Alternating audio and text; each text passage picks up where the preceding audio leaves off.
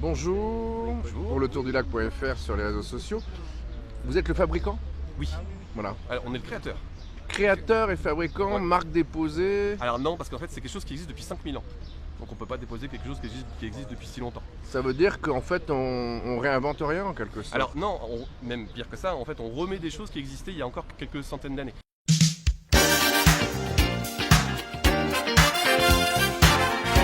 Il faut savoir que le pigeonnier, à l'époque médiévale, un seigneur qui avait un pigeonnier, c'était justement une personne qui était extrêmement riche. Et plus vous aviez de trous de boulin dans votre pigeonnier, plus vous étiez riche. Et donc Voilà, plus vous aujourd'hui aviez il de faut avoir une pigeons, plus vous étiez piscine. riche. Ouais, c'est un peu ça. C'est un peu la piscine de. Ou une grosse Mais voiture. là, en l'occurrence, donc on revient à des choses qui ont existé il y a très longtemps, qui ont d'ailleurs prouvé leur fonctionnement. La seule différence, c'est qu'on y a appliqué un système de gestion démographique. C'est que du coup, on va suivre les naissances à l'intérieur, de façon à réguler la population sur le secteur. Terminé, c'est quoi un pigeonnier contraceptif? Comment ça fonctionne? spécifiquement, donc les pigeons vont s'installer dedans. Alors, Moi je croyais qu'on avalait des pilules. Non, alors en fait, il existe des graines contraceptives. Ah, voilà. C'est des choses qui existent, mais ça, on ne met pas ça dans un pigeonnier. Parce que le problème, c'est que si les femelles, les couples n'ont pas de petits, le problème, c'est que les pigeons, les couples, peuvent quitter le pigeonnier. Ah oui, donc pour qu'ils restent, on leur fait faire des œufs, En fait, mais c'est sur les œufs qu'on travaille. Exactement, en fait, ils vont vivre dedans, on va suivre il y a un suivi, il y a un vrai suivi de leur état de santé physiologique, etc. Et on va donc du coup gérer le nombre de naissances spécifiquement par femelle, par an.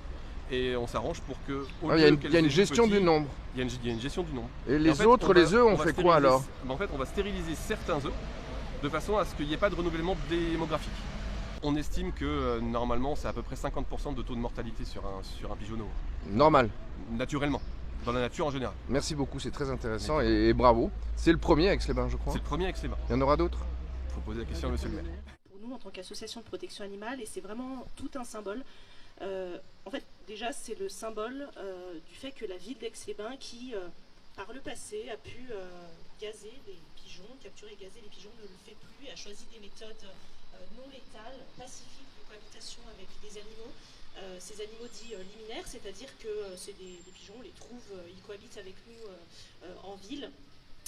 Et c'est une bonne chose. Et c'est aussi le symbole du fait que sur une ville qui est touristique, sur une ville thermale, où effectivement on a un certain nombre de problématiques qui sont importantes en termes de propreté urbaine, oui, on peut aussi trouver des solutions pacifiques avec les animaux.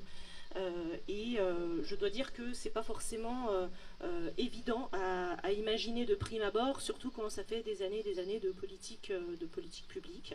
Donc voilà, bravo pour ça. Ce qui est super aujourd'hui, c'est que aujourd'hui la gestion des populations de pigeons à Aix-les-Bains ne se fera plus en douce, parce que c'est plus du tout honteux et c'est super en fait que ça puisse aujourd'hui s'afficher. Et cette inauguration, c'est aussi le symbole que oui, on peut communiquer sur le fait qu'on peut cohabiter avec les animaux, y compris les pigeons.